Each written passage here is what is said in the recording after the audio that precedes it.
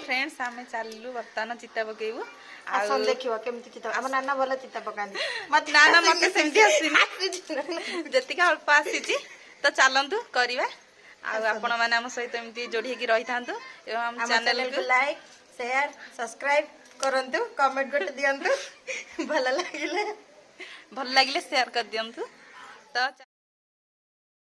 तो फ्रेंड्स आम ये देखिपे चिता पका पूर्व आम से जगह को भलसे लिपि देलु एवं से अल्प सुखी आसी तो अल्प समय पर आमर ये ठाकुर पलि आसबे तो आम जल्दी जल्दी आम से जगह चिता पकई दौचु देखो तो अल्प समय पर ठाकुर आसीजे। हाँ हाँ